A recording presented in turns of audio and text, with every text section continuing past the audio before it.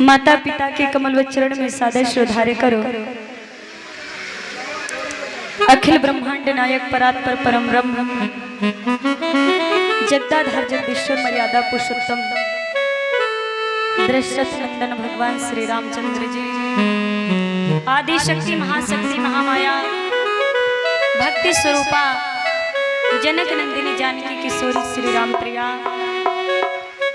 मुरली मनोहर श्याम सुंदर नटवर बपु पीताम्बरधारी ब्रजनंदन लीला पुरुषोत्तम भगवान श्याम सुंदर श्री कृष्ण चंद्र,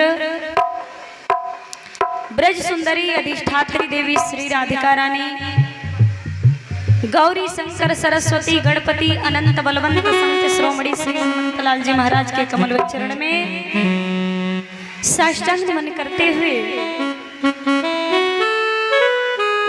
इस पावन पवित्र समय में, पवित्र मास में जंगल भारती बाबा के सानिध्य, माता सरस्वती के आंचल की छत्र छाया में, पवन सुत श्री हनुमान जी महाराज के कृपा छत्र छाया में बैठकर मां गंगा के बूंद में बैठ करके हम आप सब श्री राम कथा रूपी अमृत रस का पान कर रहे हैं। श्री राम कथा रूपी गंगा में गोता लगा करके अपने जीवन को धन्य बना रहे हैं।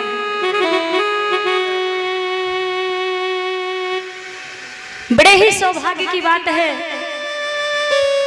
जो इस गांव में, इस अठाठा गांव के धरती पर श्री राम कथा रूपी गंगा बह रही है। और बड़े सौभाग्यशाली वो लोग होंगे जो भगवान की कथा में बैठ करके कथा को श्रवण कर रहे हैं। बड़े ही थोड़े समय में इस कथा का आयोजन किया गया। हम आए थे तो हमें नहीं लगा कि इतना जल्दी यहाँ कथा हो जाएगी, लेकिन धन्य है यह गांव, धन्य है यहाँ की भक्ति, और धन्य है हमारे चाचा लोग, भैया लोग, बाबा लोग, जिन लोगों ने सुना कि भगवान की कथा होनी चाहिए और 2 दिन के अंदर में इस कथा का आयोजन किए। कहीं भी कार्यक्रम होता है तो समय लगता है, फिर भी नहीं हो पाता है। लोग चाह करके भी राम कथा नहीं करवा पाते हैं, लेकिन धन्य यहाँ के महानुभाव, धन्य हनुमान जी महाराज जो आप लोगों के ऊपर असीम कृपा बरसा रहे हैं।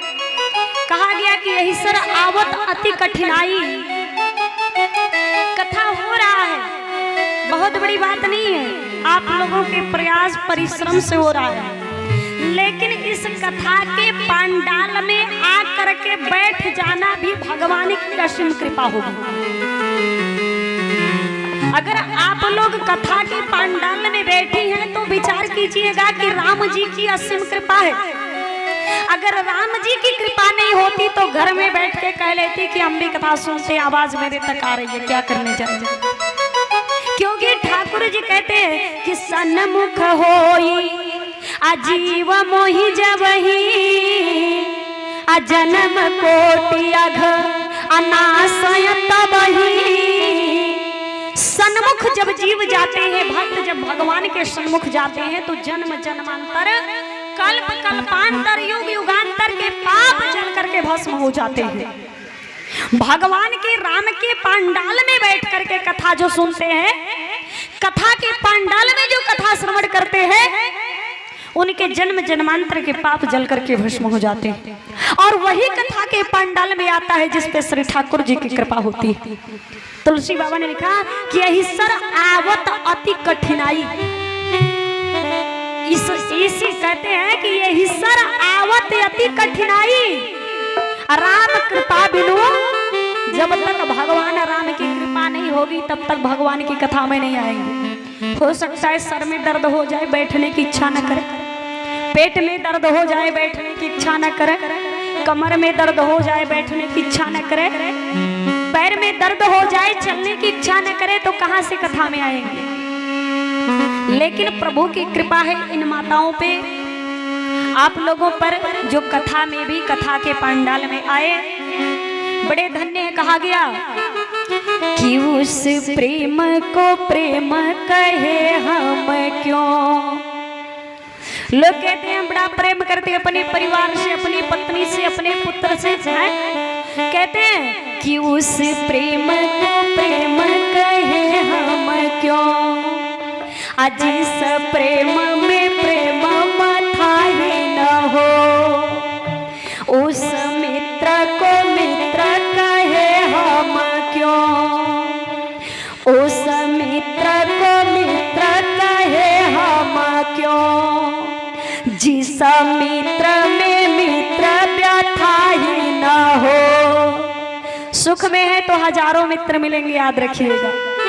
पैकेट में रुपया है तो हजारों मित्र मिलेंगे, बैंक बैलेंस है तो हजारों मित्र मिलेंगे। अब थोड़ी सी समस्याएं आ जाएगी, थोड़ी सी समस्या जीवन में आ जाएगी तो जानते हैं क्या होगा, सारे मित्र पीछे हट जाएंगे। अरे अकेले फंसे, हम क्यों फंसने जाएंगे।